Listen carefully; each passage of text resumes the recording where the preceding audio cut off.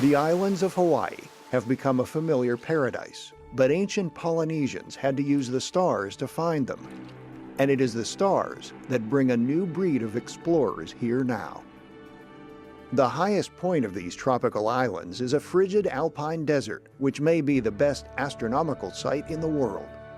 The Earth's highest volcano, Mauna Kea, stands above city lights and industrial pollution. So otherworldly, astronauts trained here to walk on the moon. Professional astronomers consider this mountain their Mecca.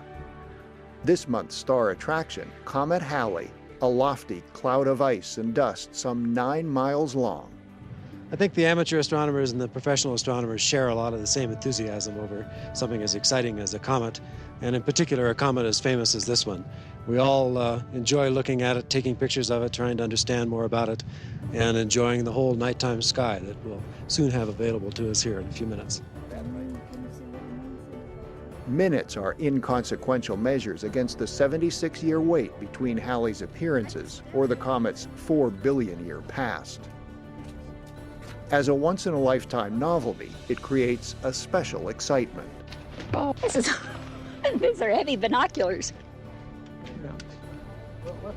It's something that you want to be able to experience, even for those of us who don't do much in comet watching or stargazing. I have trouble finding the Big Dipper and the sky, but I just love the idea of being able to see something that I, once.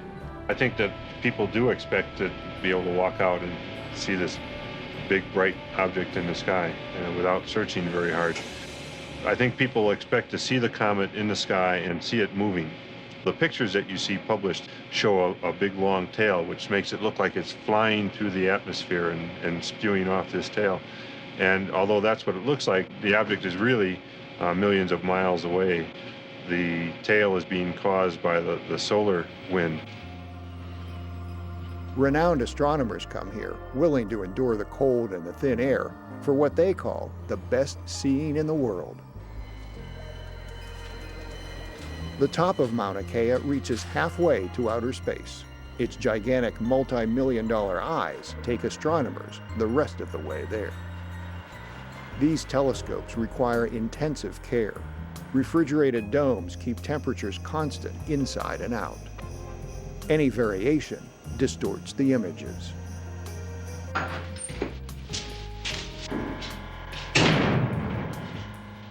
With its tin can housing, the 24-inch telescope is less sophisticated than its state-of-the-art neighbors.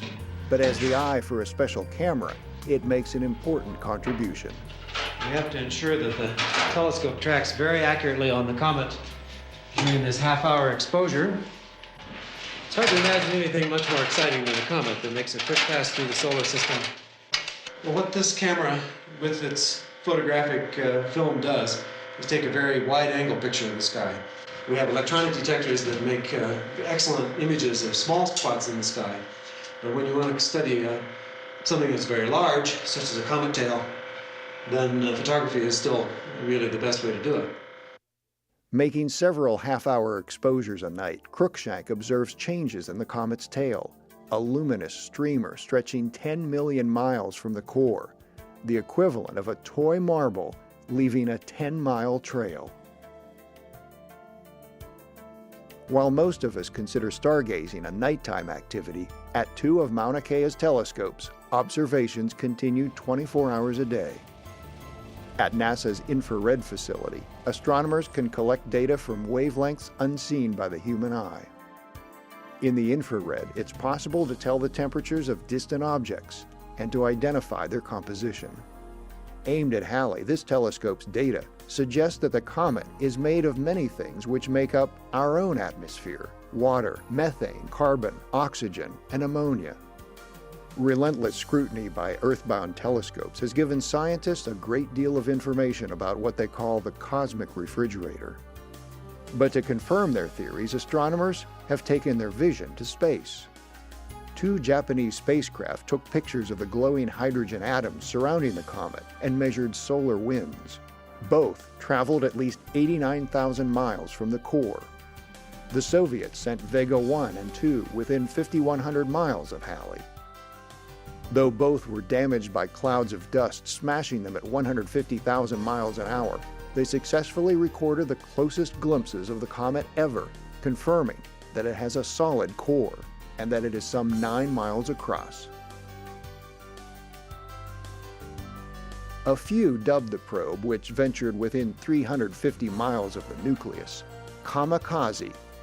But Giotto survived and revealed some startling facts. Dust jets burst with unexplained force from conical vents on the comet, and its surface is a velvet black. It is certain that scientists will learn more from this appearance of the comet than in all previous observations combined. There's a lot of romance and even drama standing here in the cold looking at the stars, either through a telescope like I'm doing now or just, and then there are a few extra moments just looking at the star field outside the dome. The stars that most people never get to see because they're glued to their TV sets in their nice well-lit rooms and in their well-lit cities are a constant source of beauty, a source of beauty that most of us miss these days.